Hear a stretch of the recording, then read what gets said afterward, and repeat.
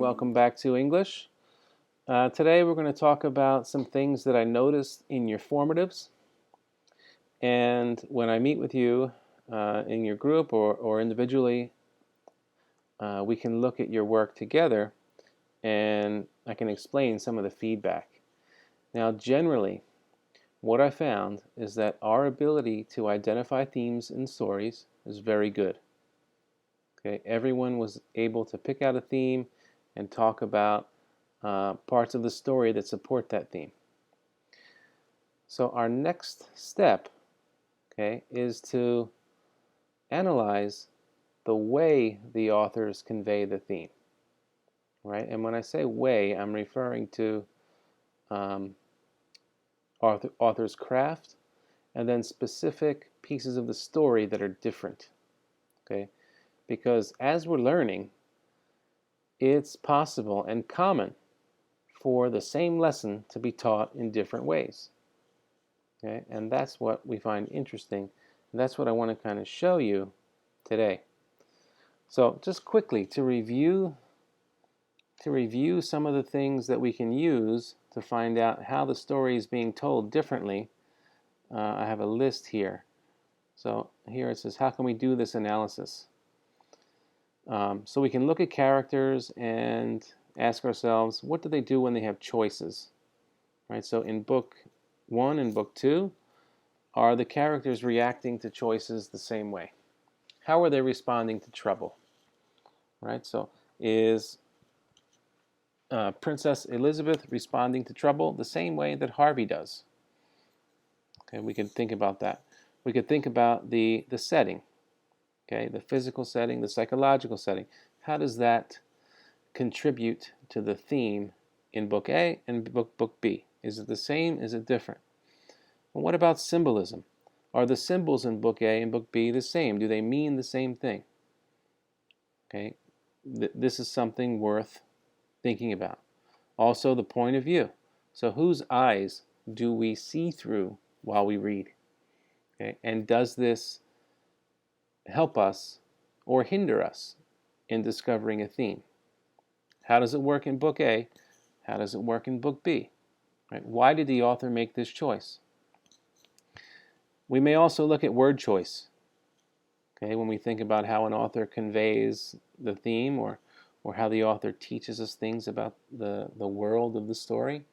For example, in The Thief of Always, some of these names really jumped out at me. Like Karna sounds like carnivore, something that eats meat, and I think Karna is going to eat Wendell and Harvey.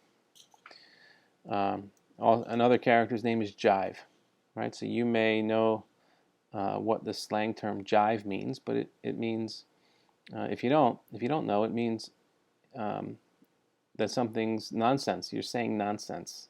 It's an exaggerated way of speaking. So as we read, we're thinking, how are themes similar or different? And I think we all do this well. But what we all need to work on is analyzing the way the author conveys the theme. Okay? Is it the same or different in both books? So I want to give you an example of how we can have a similar theme and a similar character, a similar hero, and still have many differences in the book. So here I have Harry Potter and Frodo, and yesterday I did the same thing, but I talked about how they were the same. Today I'm going to show you how parts of the story are different. Okay, and at the top I have some themes that I think might be conveyed in both stories. And after doing this analysis, I chose B as the one that I would write about, one that I think is clearer or that I could find more evidence for. So in Harry Potter and Lord of the Rings, I tried to put ways they're similar in blue and then differences in red. So one example is the life of the character before they enter their quest, or before they cross a threshold into the fantasy world. In Harry Potter, he's mistreated by his family. Right? He's an orphan. He lives under the steps in that house with a weird stepbrother. Frodo lives in the Shire, and the Shire is a wonderful place. People go to visit the Shire now, right? People travel to New Zealand to visit the Shire because it looks like such a great place. So we see, both characters start in an ordinary world, but that world for Harry and Frodo is very different. So we'd have to ask, why is the author doing that? Why do Frodo and Sam and Merry and Pippin, why do they start in the Shire? And why does Harry start in the foster home? Okay, this is a question we should ask. Also, as they transition into the fantasy world, they have a different experience. So Harry has a relatively easy transition, right? Hagrid comes and takes him from his foster home, brings him to, he brings him to Hogwarts Express, right? He gets on the train. He doesn't have much difficulty getting out of there. Frodo and his companions, they have a really hard time.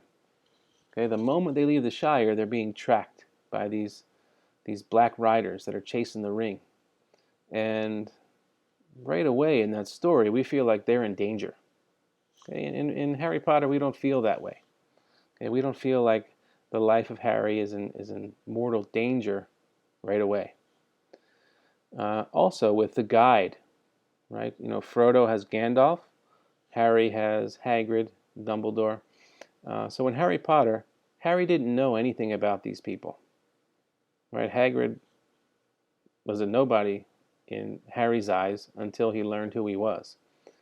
But in Lord of the Rings, Frodo knew who Gandalf was from his uncle, from the stories. Gandalf had been to the Shire before, so he's not a stranger. Okay. Now, along the way, along their journey, both characters kind of struggle internally with things, and their success in the story is the result of them learning of their own power. Okay, so with Harry, he struggles with he's got some anger issues we talked about before when he almost kills Malfoy. That's an example. He deals with his identity, and he's angry that his parents are gone. He's got to figure out who Voldemort is. So he's dealing with all these things, and eventually he learns, who he is, and he wins, and he decides to fight for good, right? He's not going to be a bad guy, he's a good guy. In Lord of the Rings,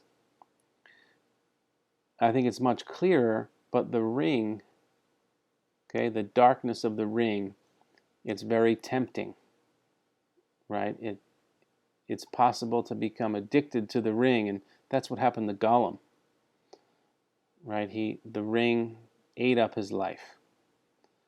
Okay, the same thing, the same temptation is there for Frodo, except with the help of his friends and his own inner strength, he overcomes that temptation and eventually destroys the ring and brings peace to the realm.